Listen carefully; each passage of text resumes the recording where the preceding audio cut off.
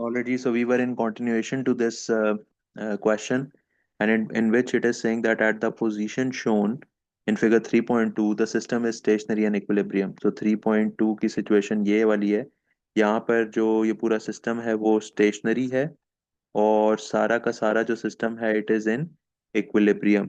So if it is in equilibrium or it is stationary, so let's see what it means further.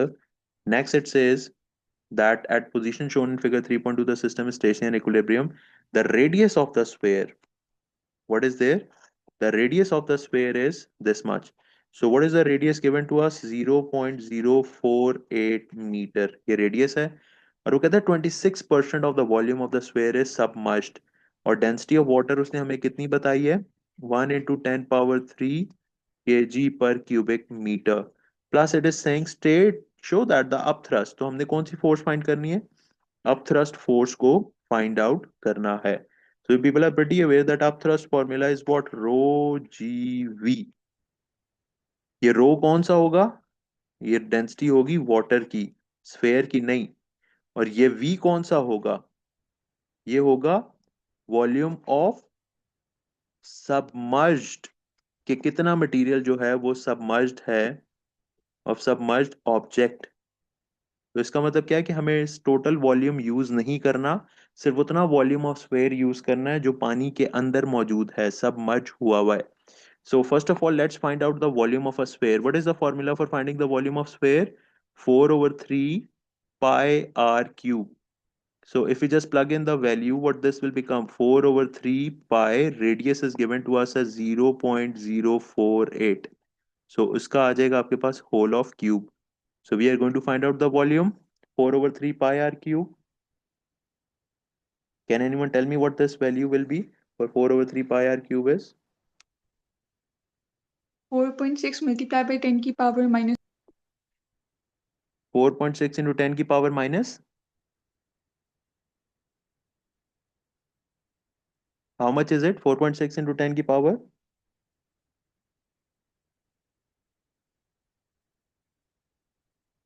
Hello? Can anyone tell me what will be the value of volume 4.6 into 10 power what? People, please speak up.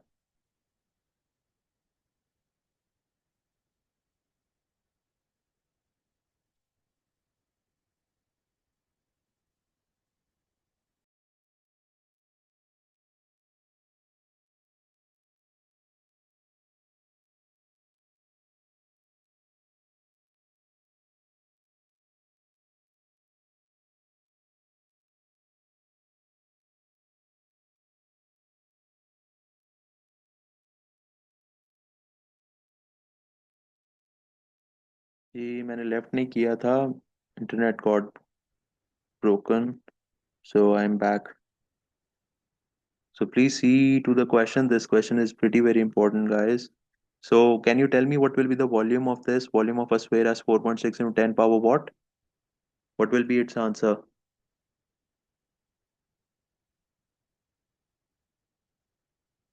Okay, 10 power minus of 4.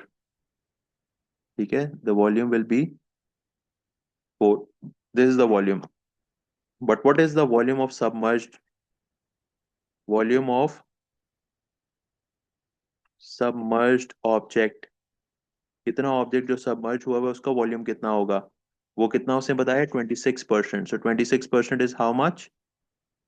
0.26 of 4.6 into 10 power minus of 4. Can anyone tell me what will be the value for the volume of a submerged object?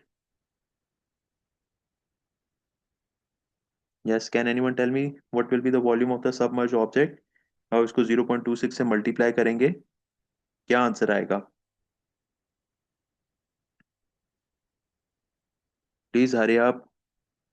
Instead of wasting times over the chats, I do request you please use the calculators. So volume of submerged object will be how much? It will be 0.26 into 4.6 into 10 power. Ji please कोई calculation कर रहा है?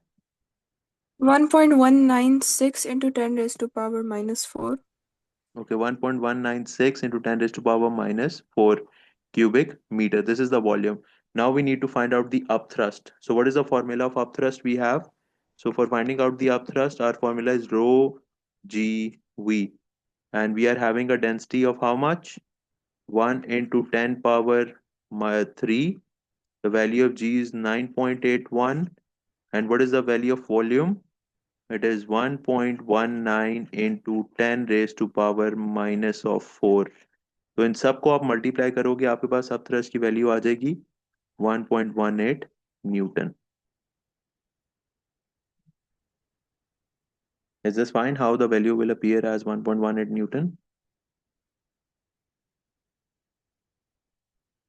Okay, next question is, by taking the moments about P, determine the force exerted on the spring by the rod R. So let's say there is going to be a force which is exerted by rod R, and सबसे पहले हम देखते हैं forces क्या क्या लग रही हैं इसके ऊपर. तो एक फोर्स अप थ्रस्ट लगेगी, लेट्स से इसके ऊपर अपवर्ड्स. तो let's call that as up thrust will be upward. There will be one force which is downward, and that force will be weight. और एक rod R force लगा रहा है.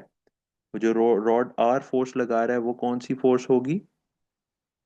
Let's say this is going to be one of the force which will be applied by the rod R.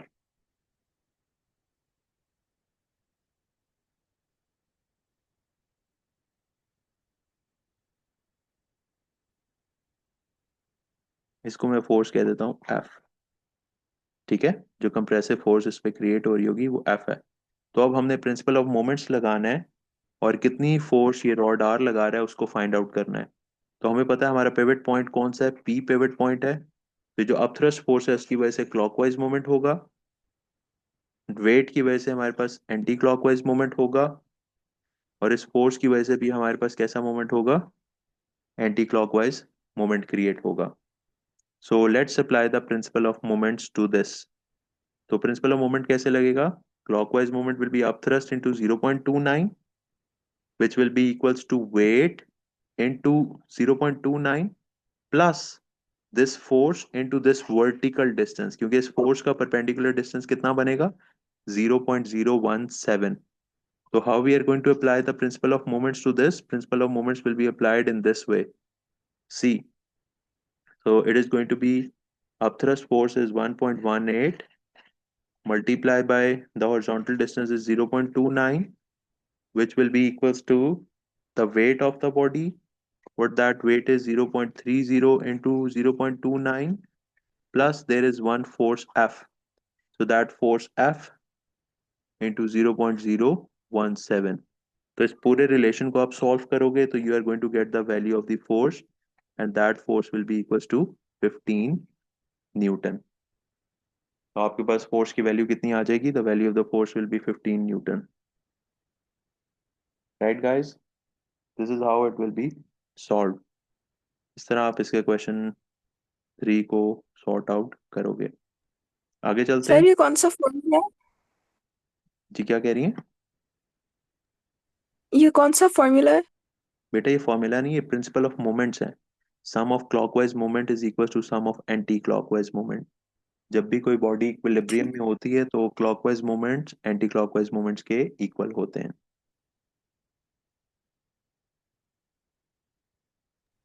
Okay sir. Okay, मैं आगे चल रहा हूँ. नेक्स्ट पार्ट सेज कि आपने इलास्टिक पोटेंशियल एनर्जी निकालनी है. तो जब भी कोई स्प्रिंग कंप्रेस्ड हो रहा है, हमारे पास फॉर्मूला क्या इलास्टिक पोटेंशियल एनर्जी फाइंड करने का? Half into F into x. तो हमें पता है कि कौन सी फोर्स से जो है वो स्प्रिंग कंप्रेस हो रहा है. अभी हमने पिछले पार्ट में फाइंड किया 15. तो आपके पास क्या आ जाएगा? 15 newton will be the force. अब हम एक्सटेंशन कहाँ से ढूंढेंगे? Extension will be found from the graph. So this is the graph. See where is the 15 newton force.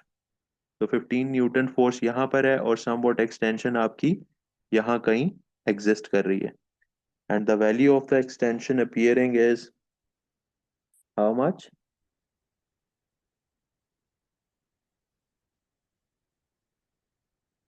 Yes, people, can you just visit what will be the value of the extension at this point of 15 newtons?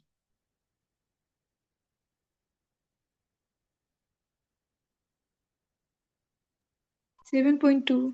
7.2. Ji 7.2. it will be 7.2, but it will be 7.2 millimeter. Is it millimeter or only meter? Millimeter.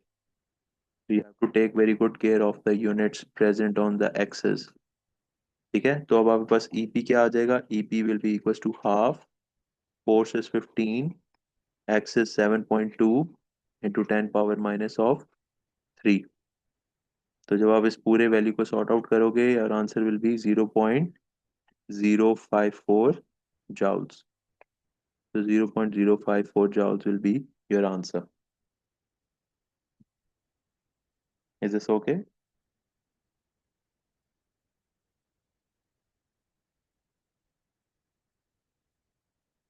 जी बच्चों, is this fine?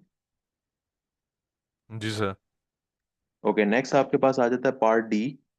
Part D is the last part of this question. It says that what you have to found when the sphere moves from the position shown in figure 3.1 to a position shown in 3.2, the upthrust on the sphere does work. वो कहता है assume के resistive forces जो है वो negligible हैं. Explain why the work done by the upthrust is not equal to the gain in elastic potential energy. वो कहते हैं जब हमने उसको नीचे किया तो सारा का सारा जो वर्क डन किया गया वो इलास्टिक पोटेंशियल एनर्जी में क्यों नहीं कन्वर्ट हुआ, और कहाँ पर एनर्जी जो है वो आपकी कन्वर्ट हुई है? Yes, can anyone tell me the answer for this?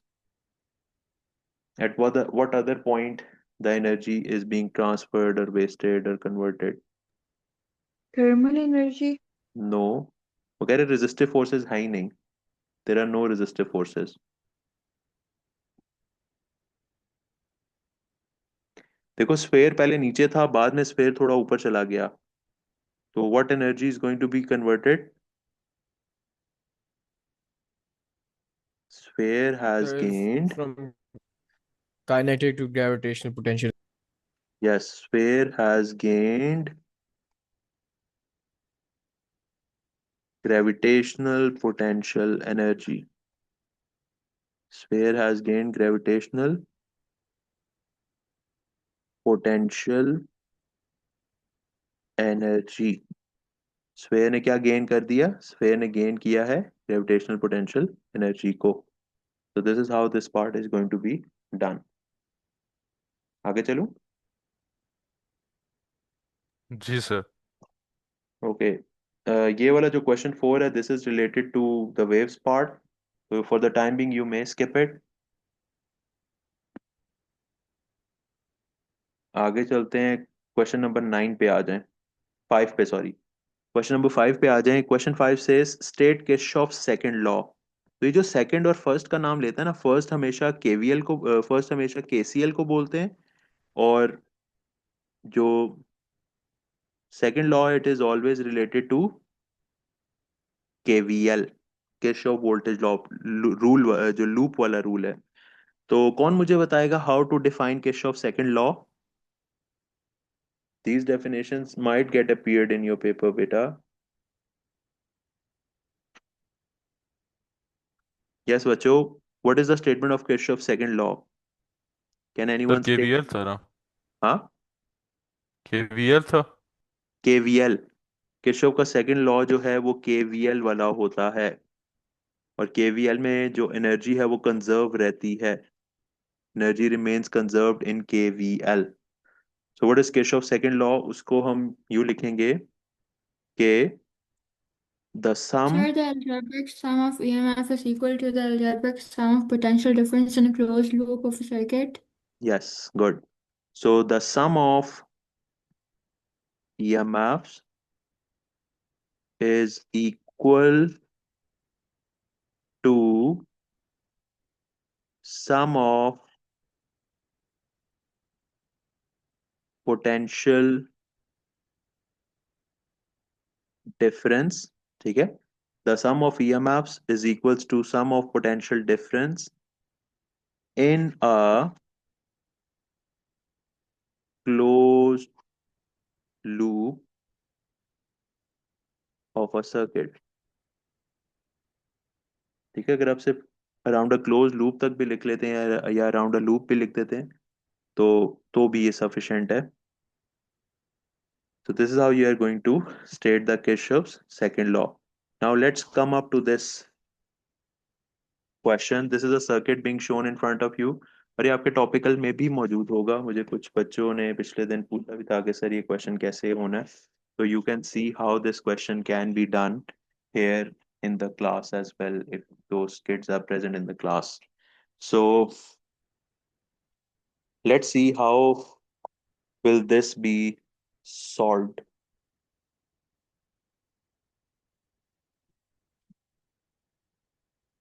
Question says that there are three identical cells, each of EMF 1.5 volts.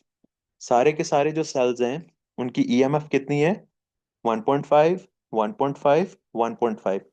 और मुझे बता सकते हो ये जो cell है, this is let's say cell 1, this is cell 2, this is cell 3. How all of these cells are connected with one another? Can anyone tell me? Yes, कोई बता सकता है ये तीनों cells आपस में कैसे connected हैं एक दूसरे के साथ? Cell 1, cell 2 and cell 3. Parallel. They are connected in parallel, right? They are connected in parallel.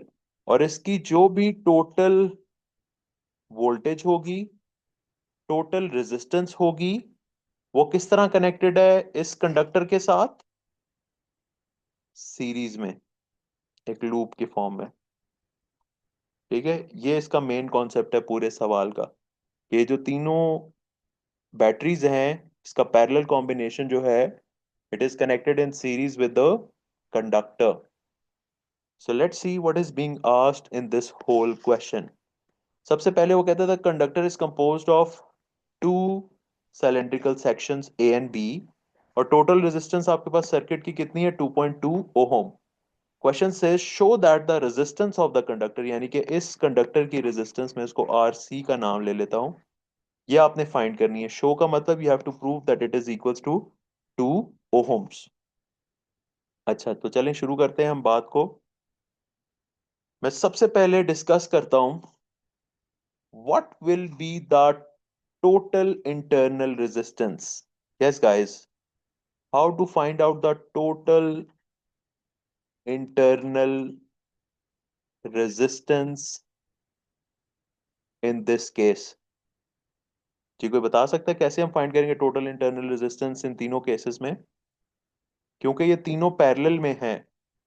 So all these internal resistance are going to be added with a formula 1 over small rt is equals to 1 over r1 plus 1 over r2 plus 1 over r3.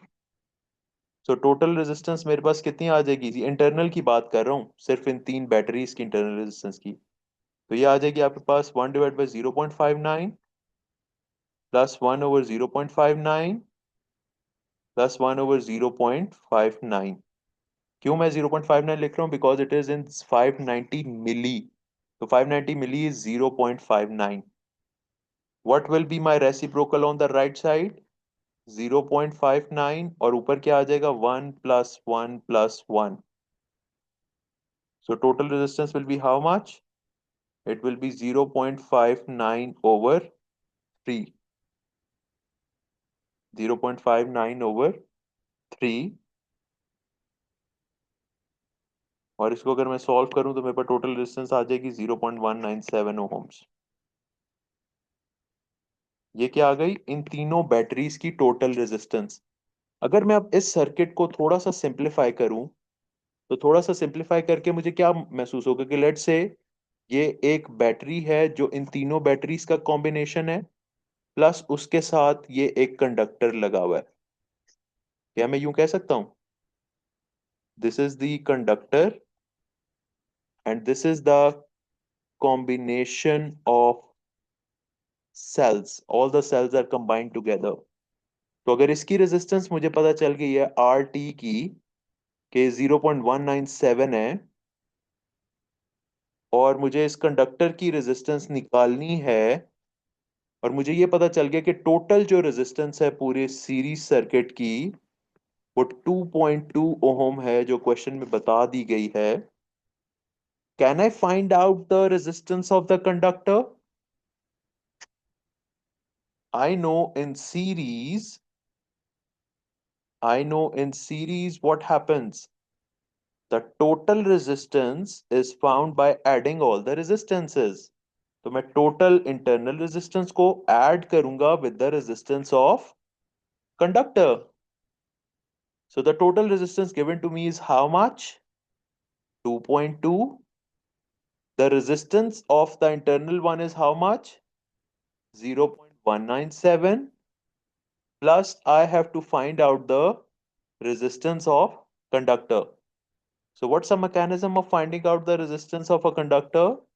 So 2.2 minus of 0.197, when we are going to subtract them, our answer will be around 2 ohms.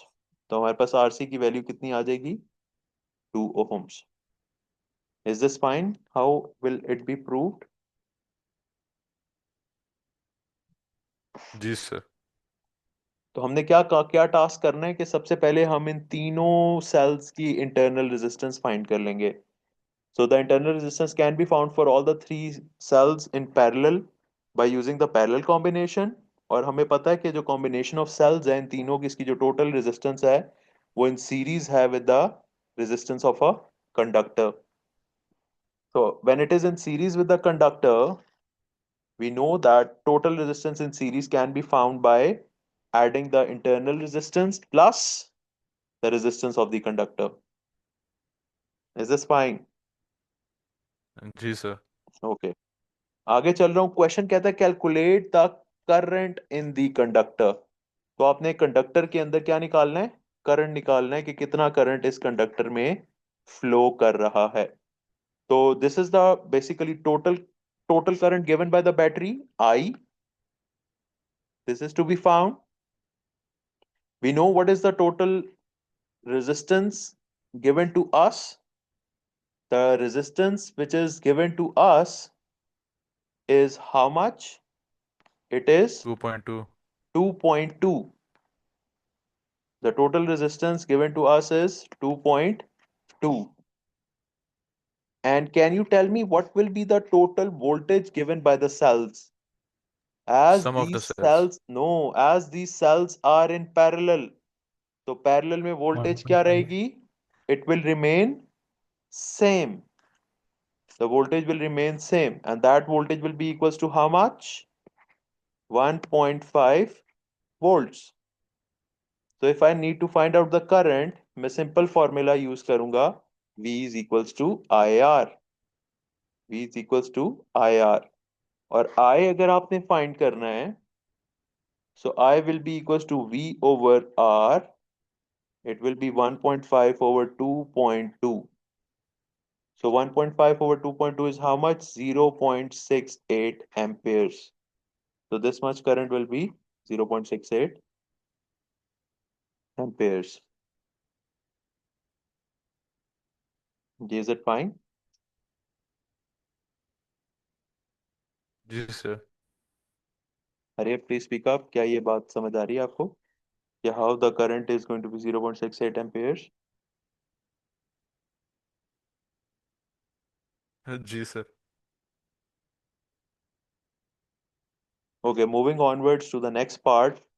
अब वो कहता है calculate the ratio of RA and RB. RA और RB की हमने ratio find out करनी है. So how you are going to find out the ratio of RA and RB?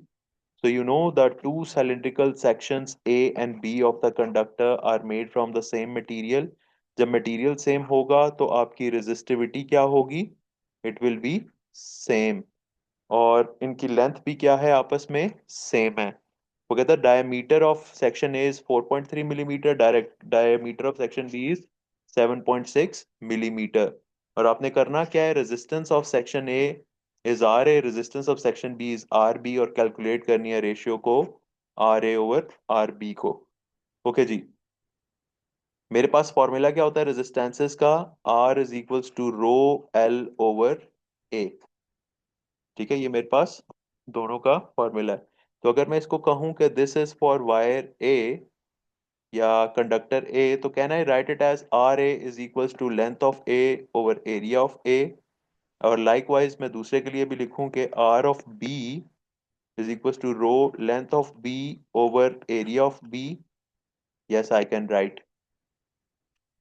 और यहाँ मुझे पता है उनकी resistivity same है. If resistivity is same, what I can write over here?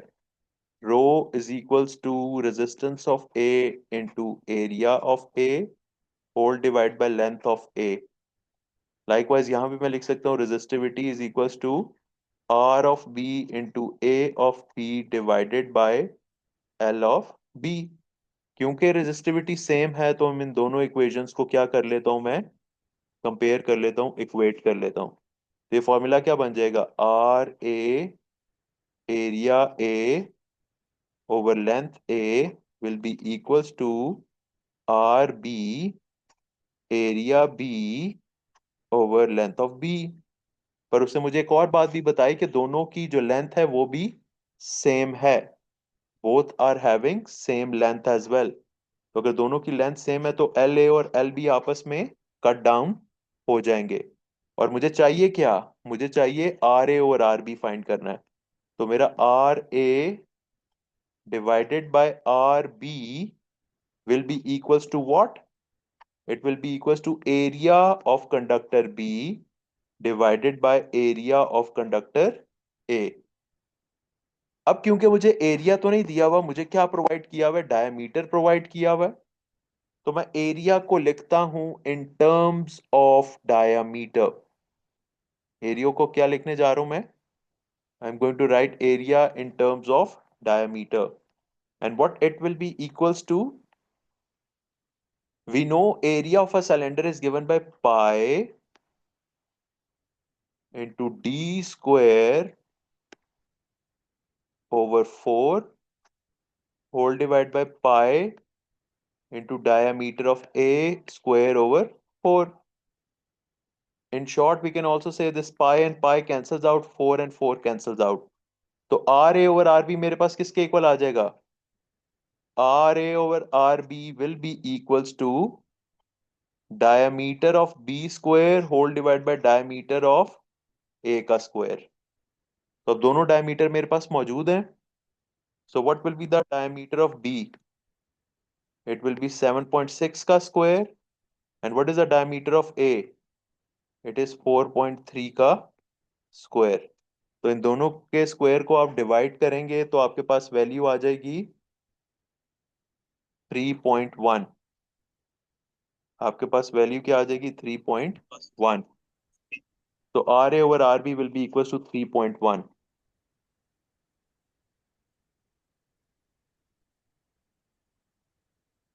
Is this fine? So the RA over RB will be equals to 3.1. Is this understandable? जी sir. Yes, sir. Okay, moving onwards, next we have to find out the average drift speed for free electrons. So अब हमने ratio किसकी find करनी है? We have to find out the ratio of VA divided by V of B. ये find करना है. अब drift speed का हमने एक ही फॉर्मूला पढ़ा हुआ है इन टर्म्स ऑफ करंट, और वो क्या है? I is equals to NAQV. ठीक है. तो यहां पर आपका जो करंट है, जो नंबर डेंसिटी है और जो चार्ज है, they will remain what? They will be same. So if I relate the drift speed with area, so I can say my drift speed is inversely proportional to area. जितना ज्यादा thicker है उतनी कम drift speed होगी. ठीक है. तो इसको मैं कैसे लिख सकता हूं? It can be written in this way: the drift speed of A into area of A will be equals to drift speed of B into area of B. अब क्योंकि एरिया तो हमें नहीं गिवन, हमें डायमीटर गिवन है और हमें VA over VB निकालना है. तो VA over VB will be equals to area of B over area of A. In short हमने ऊपर भी देखा area of B over area of A किसके इक्वल आ रहा था? डायमीटर ऑफ B का square over diameter of A का square. So from this we can find out that ratio of the drift speed will be what? dB² / dA², तो वही ऊपर वाली value आ जाएगी 7.6 का स्क्वायर डिवाइडेड बाय 4.3 का square, और इनको जब हम डिवाइड करेंगे this will be equals to 3.1। So ये भी रेशियो वही आ जाएगी 3.1 वाली।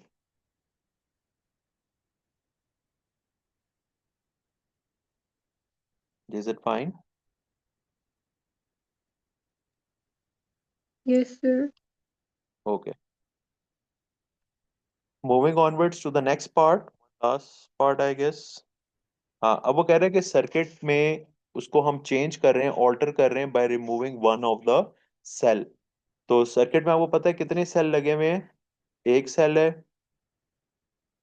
फिर दूसरा सेल लगा हुआ था, और फिर तीसरा सेल भी लगा हुआ था। तीन सेल्स जो हैं उसमें कनेक्टेड हैं। तो जो ये तीन सेल्स कनेक्टेड हैं उसमें से वो कह रहा है एक को अब हम रिमूव कर रहे हैं। तो मुझे बताएं, जब एक को रिमूव करेंगे तो रेजिस्टेंस क्या हो जाएगी? ज्यादा हो जाएगी, कम हो जाएगी, क्या होगा? अब एक रेजिस्टर जो पैरेलल में लगा हुआ है वो कम हो रहा है, तो टोटल इंटरनल रेजिस्टेंस क्या हो जाएगी? ज्यादा, क्योंकि पैरेलल के अंदर टोटल रेजिस्टेंस कम होती है, जितने ज्यादा लगे हुए पैरेलल में टोटल रेजिस्टेंस कम होती जाती है। तो यहाँ पे अभी क्या हो रहा है कि टोटल इंटरनल रेजिस्टेंस इंक्रीजेस, जिससे होगा ये कि the lost volts in battery increase कर जाएगी। So the potential difference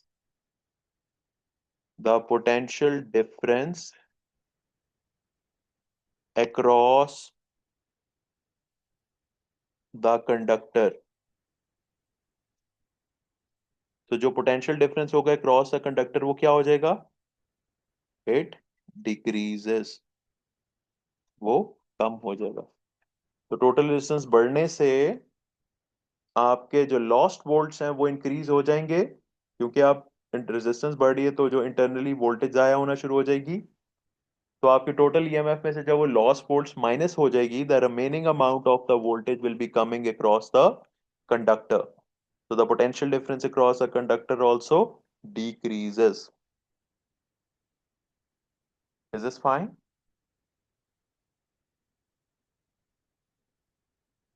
ji